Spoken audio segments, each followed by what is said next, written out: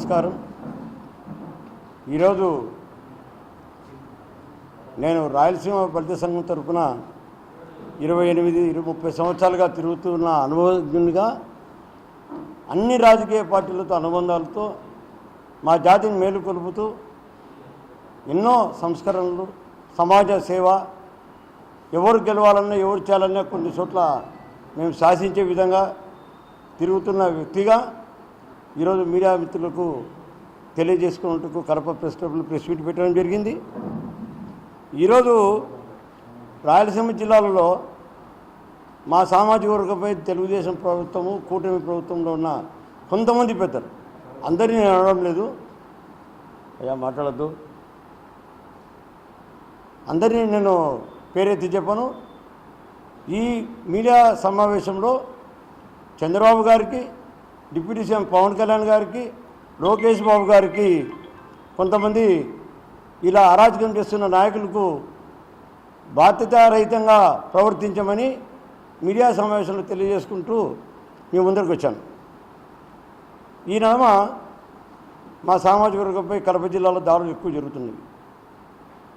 మొన్న టైంలో చెన్నూరులో, కొండపేటలో జరిగిన దారుణం చాలా సామాన్యమైనది కాదు. తర్వాత ఇడిమరకలో శ్రీకాంత్ అని చెప్పి ఒక చిన్న డాబా 30-40 సంవత్సరాల పైన నడుపుతున్న వ్యక్తిని అక్కడ గతంలో వైసీపీ ప్రభుత్వం కలిసి ఉన్నప్పుడు మాత్రము సర్పంచ్గా పోటీ చేయడం జరిగింది.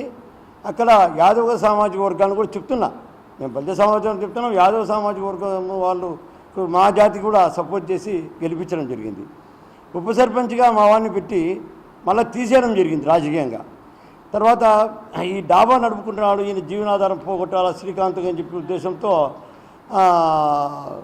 కక్షగట్టి తాటి సీను అనే వ్యక్తి, ఆ ఊరికి సంబంధం లేని వ్యక్తి, ఆ వ్యక్తి చేత సుధాకర్ యాదవ్ గారికి తప్పుడు సంకేతాలు పంపిస్తూ మా సామాజిక వర్గం మీద దాడులు చేయడము ఎంతవరకు సబబు అని చెప్పి ఈ సందర్భంగా తెలియజేసుకుంటున్నాం.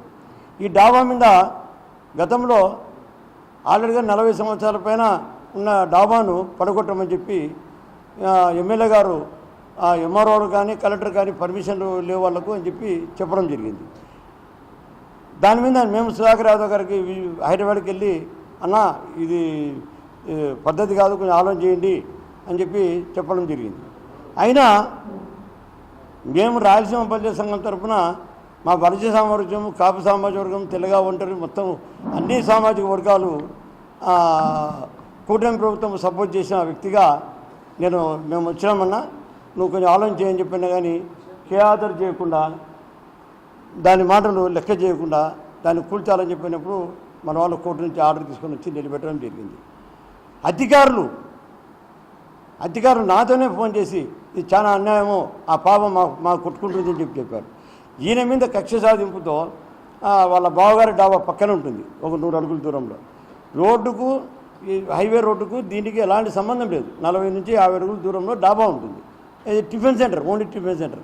ఆ టిఫిన్ సెంటర్ మీద అక్కడ మొన్న ఎప్పుడో వారం కింద యాక్సిడెంట్ అయిందని చెప్పి, దీనివల్ల యాక్సిడెంట్లు జరుగుతున్నాయి ఈ డాబా ఉన్నందువల్ల అని చెప్పి ఆయన కక్షపూరితంగా ఎంఆర్ఓ దగ్గర కూర్చొని కలెక్టర్ గారికి లెటర్ పెట్టి, కలెక్టర్ గారి నుంచి అక్కడ తీసి శనివారం నోటీస్ చేయడం, సోమవారం జేసీబీ తీసుకుని వచ్చి పోలీసుల సమక్షంలో కొట్టడం జరిగింది. ఇది ఎంతవరకు న్యాయం? మా సామాజిక వర్గానికి జరుగుతున్న అన్యాయంపై మేము ఎవరితో చెప్పుకోవాలా? కూటమి ప్రభుత్వంలో బలిజ సామాజిక వర్గంలో మైతుకూరులో ప్రతి ఒక్క బలిజ లీడరు, 10 ఓట్లు ఉన్న లీడర్ కూడా ఈరోజు చాలా బాధపడుతున్నాడు. దీని మీద సుధాకర్ యాదవ్కి తెలియదా? సుధాకర్ యాదవ్ ఓన్లీ వాళ్ళ సామాజిక వర్గం ఓట్లు వేస్తేనే గెలిచాలా? బలిజ సామాజిక వర్గం గెలిచే స్థితి కూడా మాదే అక్కడ సీటు కూడా. కానీ మేము సుధాకర్ యాదవ్ 2 సార్లు ఓడిపోయాడు. అప్పుడు కూడా మేము పబ్లిక్గా ఓపెన్ స్టేట్మెంట్ ఇచ్చాం, గతంలో ఓడిపోయే ముందు కూడా. అయ్యా బలిజ సామాజిక వర్గం సుధాకర్ యాదవ్కు వేయండి, చంద్రబాబు నాయుడు గారు బలిజలను బీసీ చేస్తా అన్నారు, 5,000 కోట్లు ప్రకటించాడు అనే ఉద్దేశంతో చెప్పి మేము పబ్లిక్గా, ఎవరు మేళమల్లికార్జునుడికి అయితే పబ్లిక్ స్టేట్మెంట్ ఇచ్చడం జరిగింది, సుధాకర్ యాదవ్ గారికి అయితే. కనీసము ఇది కూడా అర్థం, రేపొద్దున ఓట్లు పడతాయా లేవా, ఈ సామాజిక వర్గం కింద పిచ్చి కింద బ్రహ్మాస్త్రం ఎందుకు, వాళ్ళని కలుపుకొని పోదాము, మన లోకల్ స్థానిక ఎలక్షన్స్ వస్తున్నాయి, దీంట్లో ఏదైనా మనము గెలిచాలా అనే ఆలోచన కనీసం ఆయనకు తెలియడం లేదు. ఆయన సలహాలు ఎవరిస్తున్నారో తెలియదు. మేము ఎంతో ప్రయత్నం చేసాం చెప్పాలని చెప్పి మా సామాజిక వర్గంలో నాయకులందరూ కూడా చెప్పారు. ఆయన అయిన పరిస్థితులు లేడు. మేము సార్ చంద్రబాబు నాయుడు గారు, లోకేష్ బాబు గారికి, మా డిప్యూటీ సీఎం పవన్ కళ్యాణ్ గారికి మా జాతిపై జరుగుతున్న అన్యాయాలపై మీరు స్పందించకపోతే రాయలసీమ ప్రజలు తిరగబడే పరిస్థితి అయిపోతుంది. చంద్రబాబు నాయుడు గారికి ముఖ్యంగా మా ముఖ్యమంత్రి గారు తెలియజేసి ఏంటంటే, గతంలో కూడా పులివెందులలో ఒక ఇష్యూ జరిగింది. తర్వాత ఈ గతంలో 50 ఏళ్ళు 40 ఏళ్ళ కిందట ఒక ఫ్యాక్షన్ జరిగింది మైత్కూరు దగ్గర, యాదవ సామాజిక వర్గం, బల్జా సామాజిక వర్గం. ఆ విధంగా తిప్పిరెడ్డిపల్లె ఆ విధంగా వీళ్ళు సృష్టించడము ఎంతవరకు న్యాయం? మాకేం బలం లేక కాదు, వాళ్ళకు బలం లేదని చెప్పడం లేదు. వాళ్ళు ఆర్థికంగా డబ్బులు ఉండొచ్చేమిటి.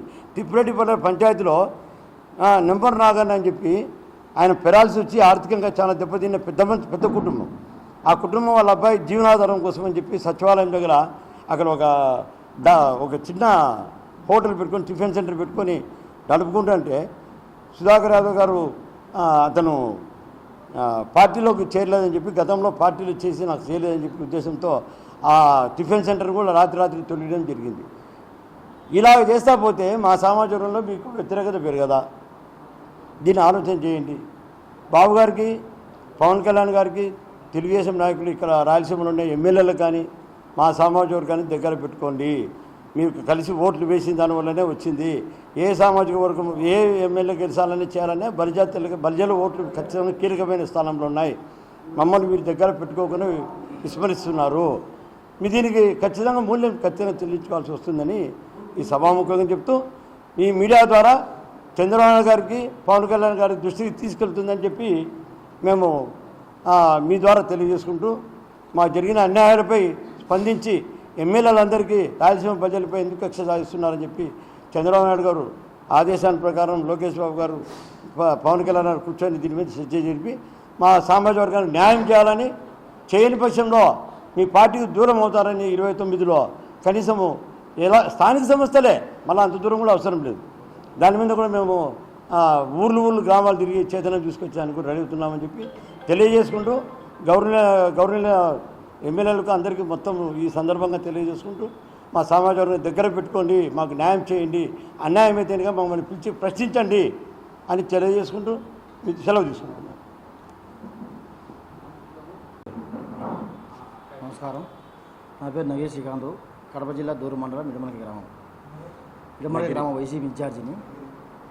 గత ఎన్నికల్లో సుధాకర్ యాదవ్ గారు నన్ను వైసీపీ టీడీపీ రమ్మని కోరమైంది. నేను దానికి ఖరాఖరి రాను సార్ అని చెప్పడంతో, కూటమి అధికారంలోకి వచ్చిన 10 రోజుల్లోనే మా హోటల్, మా డాబా ఉంది కేసుకెళ్ళాను. గత 1996 నుంచి ఉంది. అప్పటి నుంచి డాబాకు నోటీస్ ఇవ్వడం జరిగింది, ఖాళీ చేయాలా, డాబా ఖాళీ చేయాలా, ఇది కేసుకెళ్ళిన పోరంబోకని. సార్ ఇది కేసుకెళ్ళిన పోరంబోక 2008 రాజశేఖర ప్రభుత్వం మాకు పట్టాలు ఇచ్చినారు. ఇది చూడండి, పట్టాలు చూపించినా కానీ ఎంఆర్ఓ గారితో ఆర్డీఓ గారితో బలవంతంగా నోటీస్ ఇప్పించి ఖాళీ చేయడం జరిగింది. మేము దాని మీద నోటీస్ మీద హైకోర్టు పోయి స్టే తెచ్చుకోవడం జరిగింది. స్టే తెచ్చుకున్న తర్వాత అతను మేము ఇంత అధికారం ఉండి కూడా ఖాళీ చేయలేకపోతే అని మళ్ళీ లోకల్ నాయకుడు తాటిశీని యాదవ్ అన్నాడు. అతను యాదవ్, ఇతను యాదవ్. అతన్ని అండబెట్టుకొని మా బావగారి అయిన చిన్న బస్సు యాక్సిడెంట్, డాబాకు 30-40 మీటర్ల దూరంలో అయితే ఈ డాబా వల్లనే బస్సు యాక్సిడెంట్ అయిందని డాబాకు నోటీస్ ఇచ్చి 2 రోజుల్లోనే డాబా కూర్చోవడం జరిగింది. 2 రోజులు టైం అయింది సార్, మేము కోర్టుకు పోతాం, లేదా మేము ఏదో ఒకటి చేసుకుంటాం, లేదా ఖాళీ చేస్తామని చెప్పడం వినడం లేదు. దీని మీద మా 5 మా కుల సంఘాలతో అందరినీ అడగడం జరిగింది. అందరూ కూడా ఎమ్మెల్యే గారితో గట్టిగా మాట్లాడడం జరిగింది. కానీ ఆ ఎమ్మెల్యే గారు కరాఖండిగా లేదు, ఆ డాబా పీకేంత వరకు మేము వదిలిపెట్టాము, నాకు రాజకీయం లేకుండా ఒకటి ఆ డాబా పీకాల్సిందే అని మా కుల సంఘాలతో టీడీపీ నాయకులతో కూడా చెప్పడం జరిగింది. వాళ్ళు కూడా చాలా బాధపడడం, నాకు చాలా హెల్ప్ చేయాలని చూశారు, కానీ కులంతో వాళ్ళు కూడా చాలా బాధపడడం జరిగింది. కావున ఈ రౌడీ రాజకీయం, రెడ్ బుక్ రాజ్యాంగాన్ని ఎన్నాళ్ళు ఉంటుంది ఇట్లా, మరీ ఇంత పిచ్చికి మీద బ్రహ్మాస్తం అతనికి వేస్తే అంత స్థానం, ఎంత చిన్న స్థానం.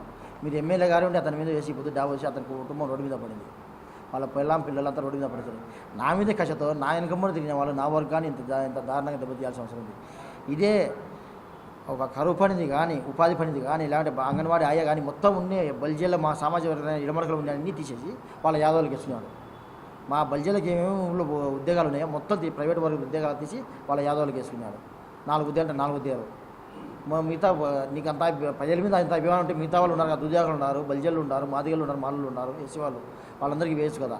ఓన్లీ మీ కులమే పైగా, మీ కులం ఒక్కటే ఓట్లు వేసి నువ్వు పైకి వచ్చావా, మీ కులం ఒకటి ఓట్లు వేసి నువ్వు ఎమ్మెల్యే అయ్యావా, మైదుగురి రూపంలో. కాబట్టి దీన్ని దయవుంచి ఇది ఎంతవరకైనా పోతాము. ఇది కుల సంఘాలన్నీ చాలా తీవ్రంగా ఖండిస్తున్నాయి. చాలామంది జనసేన వాళ్ళు, వైసీపీ వాళ్ళు, మా వైసీపీ వాళ్ళు, జనసేన వాళ్ళు, టీడీపీ వాళ్ళు మొత్తం కలిపి దీనికి నాకు సంఘీభావం బాలంగా తెలపడం జరిగింది. వాళ్ళందరికీ ధన్యవాదాలు. కానీ దీని గురించి దయవుంచి ఇప్పటికైనా మీరు ఆలోచన చేసుకొని మీరు రేపు గ్రామాలకి నేను ఏ విధంగా వెళ్ళాలి ఇంత అరాచకం చేస్తే అని మనం ఆలోచన చేసుకొని మీ చెప్పుడు మాట వినుకోకుండా, ఎవరో చెప్పిన మాట వినుకోకుండా లోతుగా ఆలోచన చేసుకొని ముందుకెళ్తారని ఆశిస్తున్నాను.